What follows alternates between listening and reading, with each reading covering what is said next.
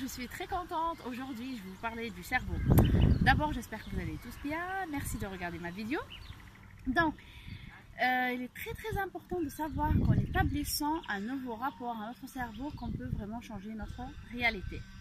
Aujourd'hui, les neuroscientifiques ont fait beaucoup de découvertes, ce qui montre vraiment que le cerveau a des pouvoirs cachés. J'aimerais bien vous dire aussi qu'il existe plusieurs mythes qui se sont avérés comme des obstacles et comme des limites au changement. Déjà, c'est pour ça en fait j'ai fait cette série de vidéos afin de vous montrer comment on peut dissiper ces mythes.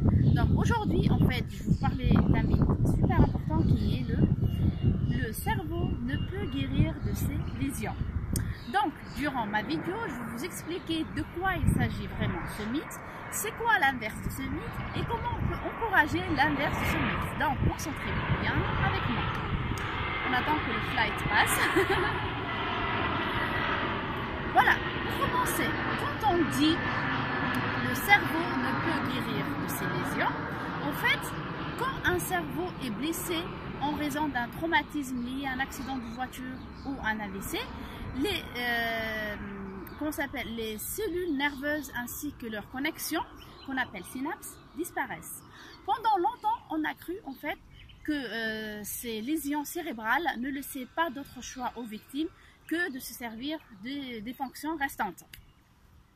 Donc, c'est quoi l'inverse de ce mythe? Une découverte majeure a été faite pour dire en fait quand suite à une lésion, en fait, quand les cellules nerveuses ainsi que les connexions disparaissent, les neurones avoisinants essayent de récompenser cette perte en reconstruisant en fait des nouvelles connexions afin de reconstruire en fait le réseau neuronal endommagé. Ici, en fait, on parle de la neuroplasticité.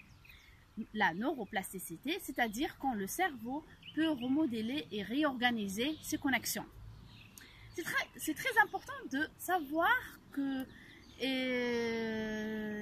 ce n'est pas important d'avoir une lésion pour déclencher ce processus.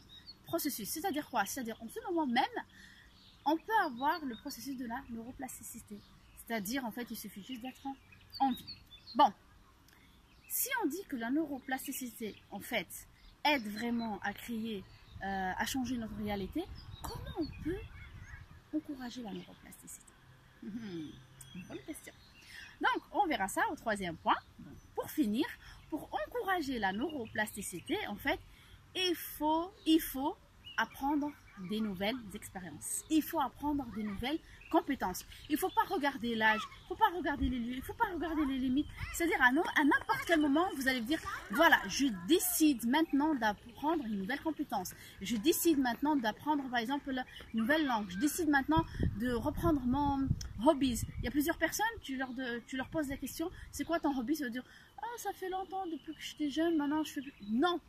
Moi, ma vidéo en fait, le but de ma vidéo c'est pour vous faire rappeler quels sont vos hobbies, pour vous dire qu'il faut absolument prendre la décision d'apprendre une nouvelle chose. C'est-à-dire quoi? C'est-à-dire il ne faut pas rester comme ça, les bras croisés et dire voilà, je ne peux pas, c'est ma vie, c'est mon destin. Non, à partir de maintenant, vous allez prendre la décision de dire voilà, je vais apprendre une nouvelle expérience, voilà, je vais apprendre une nouvelle chose. Et en faisant ça, bien sûr, on va encourager la neuroplasticité. Et quand on encourage la neuroplasticité, on va en fait aider cet organe merveilleuse à être adaptable à l'infini.